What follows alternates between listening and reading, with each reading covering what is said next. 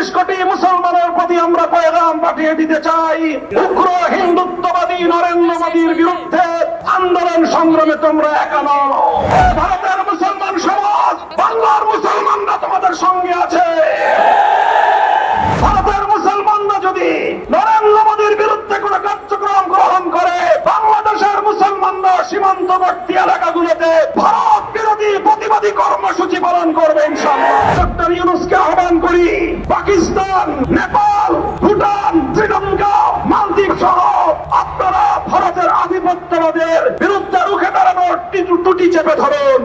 ভারতের বিতর্কিত ওয়াকফ সংশোধনী বিল বাতিল ও মুসলিম নিধন বন্ধের দাবিতে গণমিছিল এবং ভারতীয় দূতাবাসে স্মারকলিপি প্রদান করেছে বাংলাদেশ খেলাফত মজলিস। আজ বুধবার জোহরের পর জাতীয় মসজিদ বাইতুল মুকাররমের উত্তর গেট থেকে এই গণমিছিল শুরু হয়ে শান্তিনগর গিয়ে পুলিশের বাধার মুখে শেষ হয়। পরে সেখান থেকে দলের মহাসচিব মাওলানা জালালউদ্দিন আহমেদের নেতৃত্বে 5 সদস্যের একটি প্রতিনিধি দল ভারতীয় দূতাবাসে গিয়ে স্মারকলিপি প্রদান করেন। গণমিছিলের আগে বাইতুল মুকাররমের উত্তর গেটে সমাবেশে অনুষ্ঠিত হয়। এতে বক্তব্য রাখেন বাংলাদেশ খেলাফত মজলিসের আমির মাওলানা মামুনুল হক, সিনিয়র নায়েবে আমির মাওলানা ইউসুফ আশরাফ, নায়েবে আমির মাওলানা মহিউদ্দিন রাব্বানী, সাবেক এমপি অ্যাডভোকেট মাওলানা শাহিনুর পাশা চৌধুরী, মহাসচিব মাওলানা জালালউদ্দিন আহমদ, যুগ্ম মহাসচিব মাওলানা আতাউল্লাহ আমিন, মাওলানা তোফাজ্জল হুসাইন মিয়াজি, মাওলানা নূর হুসাইন নুরানি, খেলাফত শ্রমিক মজলিসের সদস্য সচিব মাওলানা আবু সাইদ নোমান, খেলাফত যুব মজলিসের সভাপতি মাওলানা জাহিদুজ্জামান, খেলাফত ছাত্র মজলিসের কেন্দ্রীয় সভাপতি মোহাম্মদ আব্দুল আজিজ, ঢাকা মহানগর দক্ষিণের সভাপতি মাওলানা সানাউল্লাহ আমিনী, ঢাকা মহানগর উত্তর সভাপতি মাওলানা আনোয়ার হুসাইন রাজি প্রমুখ।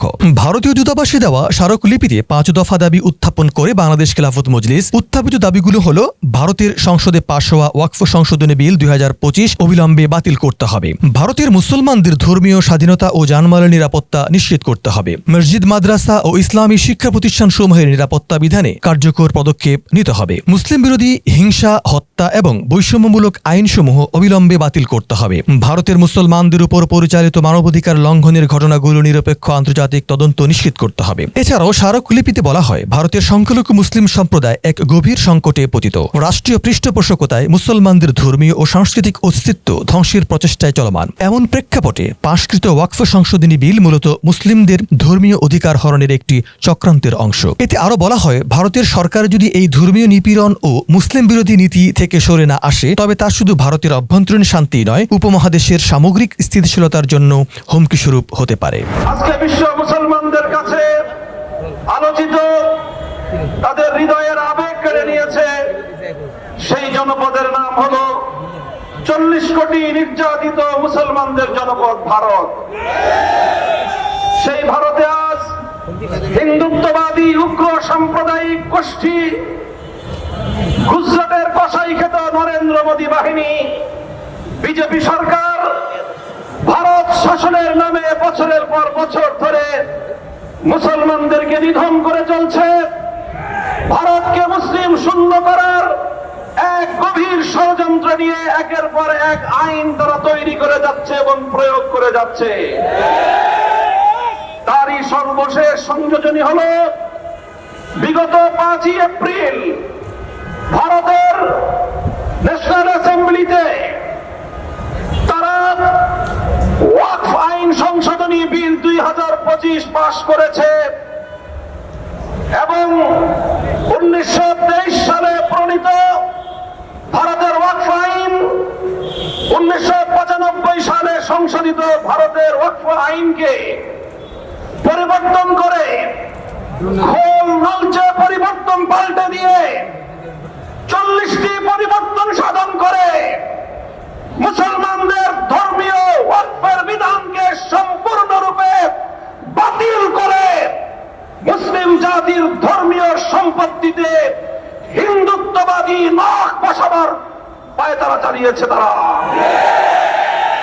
ভারতের প্রায় 6 লক্ষ একর ভূমিতে প্রতিষ্ঠিত শত শত বছর পূর্ব থেকে প্রচলিত আল্লাহর জন্য ওয়াকফকৃত মুসলমানদের ধর্মীয় স্থাপনা, মসজিদ, মাদ্রাসা, ঈদগাহ, কবরস্থান সহ অন্যান্য একান্ত ধর্মীয় কাজে আল্লাহর নামে ওয়াকফকৃত মুসলমানদের পূর্বপুরুষদের পক্ষ থেকে তাদের ব্যক্তিগত সম্পত্তি, যেই সম্পত্তি তারা ইসলাম এবং মুসলমানদের স্বার্থে উইল করেছে, ওয়াকফ করেছে, সেই সম্পত্তির দিকে আজকে হিন্দুত্ববাদী মোদী সরকারের লোলুপ দৃষ্টি পড়েছে। তারা এই বিতর্কিত বিল পাশ করে মুসলমানদের অধিকার হরণ করবার, মুসলমানদের সম্পত্তি লুটপাট করার, মসজিদের সম্পত্তিকে হিন্দুত্ববাদী আগ্রাসন জমাবার পায়তারা শুরু করেছে।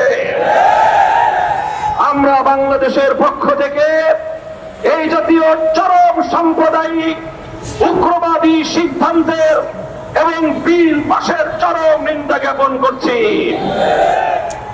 স্পষ্ট ভাষায় আমরা দাবি জানাতে চাই, অনতিবিলম্বে এই বিতর্কিত ওয়াকফ বিল 2025 বাতিল করতে হবে।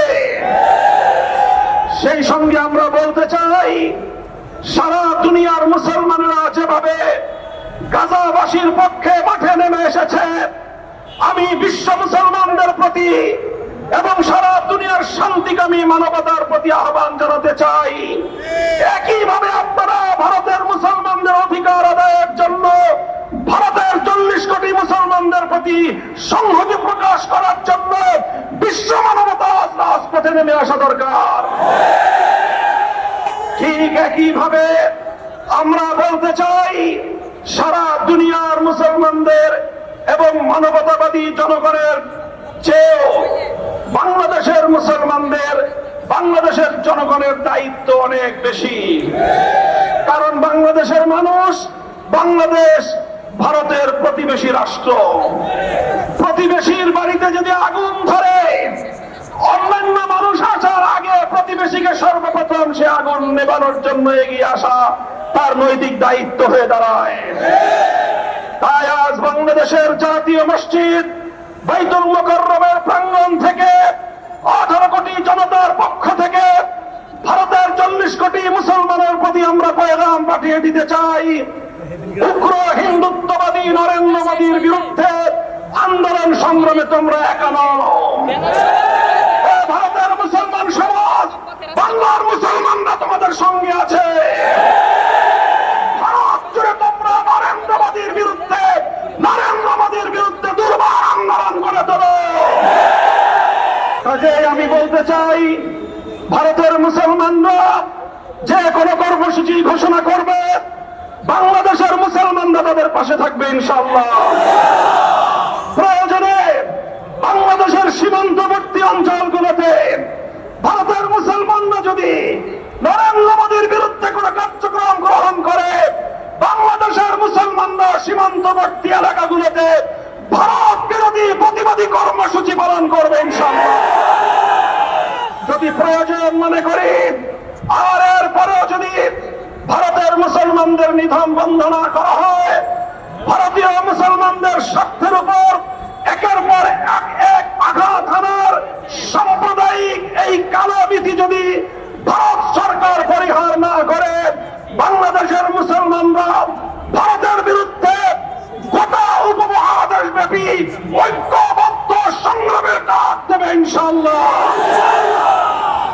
ইতিমধ্যে বাংলাদেশ সরকারের কাছে আহ্বান এসেছে, আঞ্চলিক জোট সার্ককে শক্তিশালী করে এই উপমহাদেশীয় অঞ্চলে, দক্ষিণ পূর্ব এশিয়ায় ভারতের আধিপত্যবাদের বিরুদ্ধে সবগুলো মানবতাবাদী রাষ্ট্র ঐক্যবদ্ধ হয়ে ভারতের বিরুদ্ধে আগ্রাসী নীতির বিরুদ্ধে প্রতিরোধ গড়ে তুলবার আহ্বান জানাই।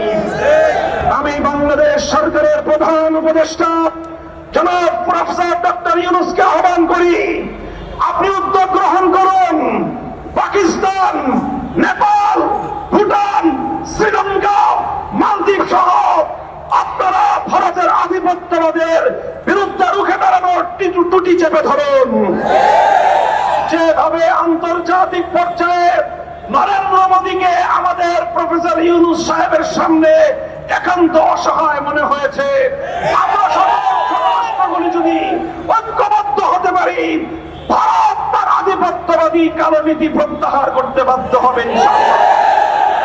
সংগ্রামী সাথী ও বন্ধুগণ, তাই আমি বলতে চাই, আজকের এই গণসমাবেশ থেকে আমরা দ্ব্যর্থহীন ভাষায় ভারত সরকারের প্রতি আহ্বান জানাবো, বিতর্কিত ওয়াকফ বিল অনতিবিলম্বে বাতিল করুন। যদি সেটা না করে বাংলাদেশ সরকারকে বলবো ভারতের বিরুদ্ধে কূটনৈতিক, অর্থনৈতিক সব ধরনের পদক্ষেপ গ্রহণ করার জন্য আপনারা প্রস্তুতি গ্রহণ করুন। আঞ্চলিক জোটকে শক্তিশালী করুন। ভারতকে এক ঘরে করে ভারতের বিরুদ্ধে কূটনৈতিক যুদ্ধের ঘোষণা করুন।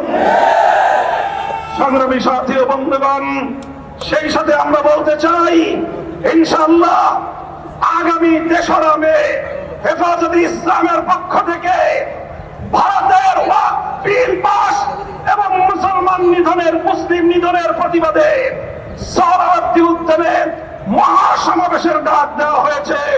বাংলাদেশ খেলাফত মজলিস, হেফাজতে ইসলাম বাংলাদেশের সেই মহাসমাবেশের সাথে সম্পূর্ণ একাত্মতা পোষণ করে মহাসমাবেশ বাস্তবায়ন করার জন্য নেতা কর্মীদেরকে রাজপথে নেমে আসার উদাত্ত আহ্বান জানাচ্ছে।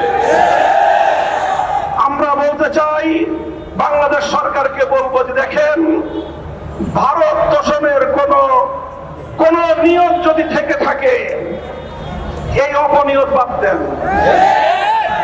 বাংলাদেশের মানুষের পালস বুঝেন। বাংলাদেশ মানুষ আর কিছু সহ্য করলেও ভারতীয় আধিপত্যবাদ বাংলাদেশে তারা বরদাস্ত করে না। যদি আমার কথা বিশ্বাস না হয়, তাহলে বিগত 5ই আগস্টের শেখ হাসিনার পরিণাম থেকে শিক্ষা গ্রহণ করুন।